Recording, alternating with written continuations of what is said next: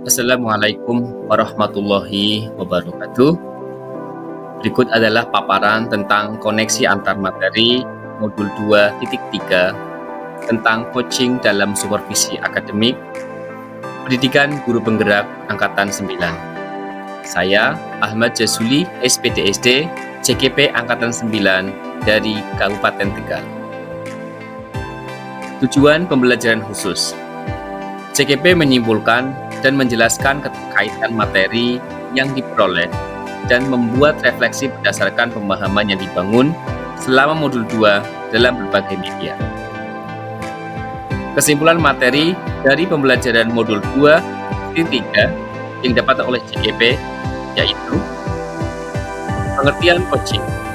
Coaching merupakan proses kolaborasi yang fokus pada solusi, berorientasi pada hasil, dan sistematis, di mana coach memfasilitasi peningkatan atas performa kerja, pengalaman hidup, pembelajaran diri, dan pertumbuhan pribadi dari sang coachee.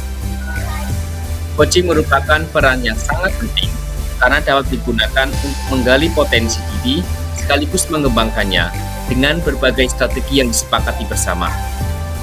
Proses coaching yang berhasil akan menghasilkan kekuatan bagi coach dan coachee untuk mengembangkan diri secara berkesinambungan. Paradigma berpikir coaching. 1. Fokus pada coachee atau rekan sejawat yang akan kita kembangkan dengan pusatkan perhatian kita pada rekan yang kita kembangkan, bukan pada situasi yang di bawahnya dalam percakapan. Fokus diletakkan pada topik apapun yang dibawa oleh rekan tersebut, dapat membawa kemajuan pada mereka. 2. Bersifat terbuka dan ingin tahu terhadap pemikiran rekan sejawat yang kita kembangkan, agar kita dapat bersikap terbuka. Kita perlu selalu berpikir netral terhadap apapun yang dikatakan atau dilakukan rekan kita.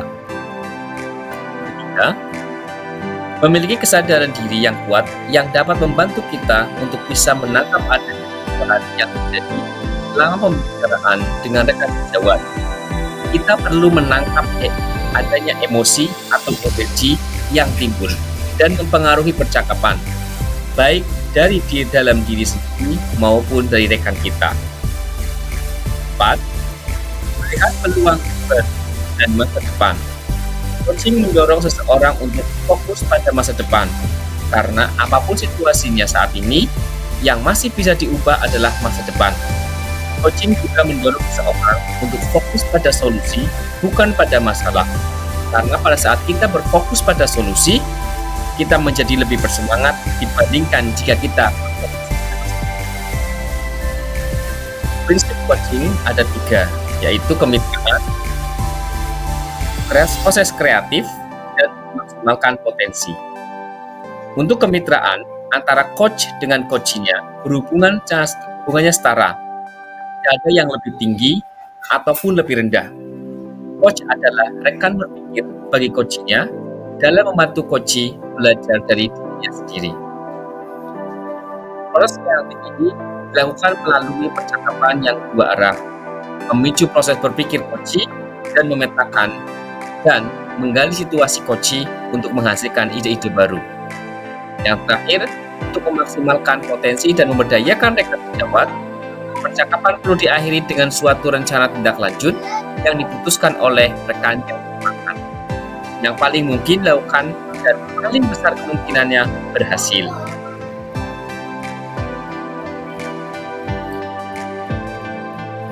Kompetensi inti coaching. Yang pertama adalah belajar dulu atau presence. 2. Mendengarkan dengan aktif. Dan 3. Memberikan pertanyaan yang berbobot dan bersifat terbuka. Dalam pelaksanaan coaching, metode yang digunakan atau pendekatan yang dipakai adalah pendekatan alur TIRTA. TIRTA akronim dari tujuan, identifikasi, rencana aksi, dan tanggung jawab. Tujuan itu sendiri adalah tujuan utama pertemuan atau pembicaraan pada saat coaching. Kemudian identifikasi dilaksanakan untuk mengidentifikasi masalah coaching itu sendiri. Kemudian rencana aksi dalam membuat rencana kesepakatan bersama antara coach dan juga coach, dan tanggung jawab atau komitmen dari coach untuk melaksanakan apa yang sudah disepakati bersama terkait dengan rencana aksi. Refleksi dari modul 2.3, yaitu dalam pembelajaran modul 2.3, saya mendapatkan pengalaman belajar tentang supervisi akademik yang bertujuan untuk mengembangkan kompetensi diri dalam mendidik murid di sekolah. Pendekatan yang digunakan berupa metode coaching yang memiliki 3 prinsip, yaitu peran, proses kreatif, dan memaksimalkan potensi. Seorang pendidik dalam melakukan coaching harus memiliki kompetensi inti, diantaranya kehadiran penuh atau presence, pendekatan aktif, dan mengajukan pertanyaan. Dalam melakukan coaching, saya juga mempelajari alur tirta, yaitu tujuan, identifikasi, rencana aksi, dan tanggung jawab. Terdapat 3 tahapan supervisi, yaitu pra-observasi, observasi, dan pasca observasi. Selain itu, setelah mencoba melakukan praktik sebagai coach, saya merasa tertantang bagaimana bisa menggali pengalaman dalam mengatasi masalah dan membuat pertanyaan berbobot yang dapat membagikan pengetahuan coach saya tanpa berusaha memberikan arahan. Saya juga belajar menahan diri untuk tidak menjudgment, mengasumsikan serta mengasosiasikan sikap pendapat. Untuk permasalahan ini, saya bertanya kepada diri saya sendiri, apa yang bisa saya lakukan agar saya tetap terkontrol?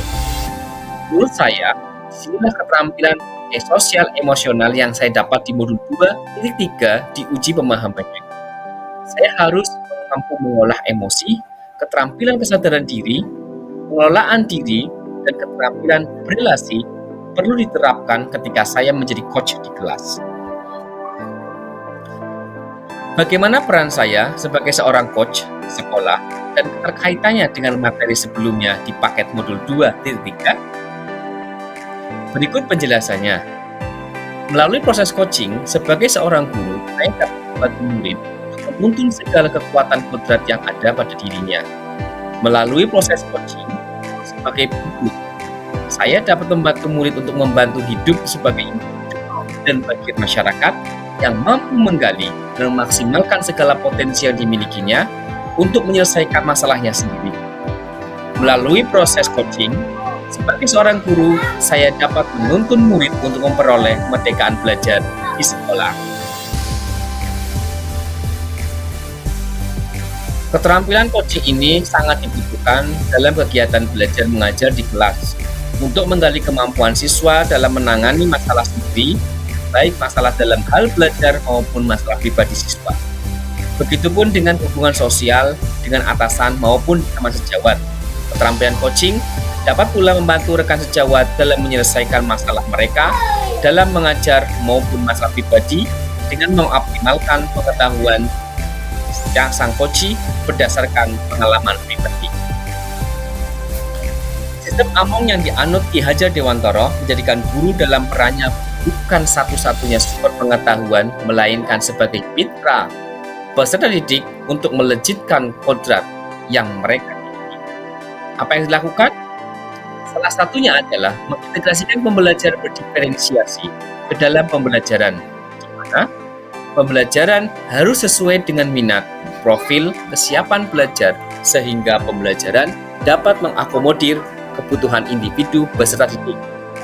Dalam hal ini, Ki Hajar Dewantara mengibaratkan bahwa guru adalah petani dan peserta didik adalah tanaman, dan setiap individu peserta didik adalah tanaman yang berbeda. Jika tanaman padi membutuhkan banyak air, tentu akan berbeda dengan perlakuan terhadap tanaman jagung yang justru membutuhkan tempat yang kering untuk tumbuh dengan baik.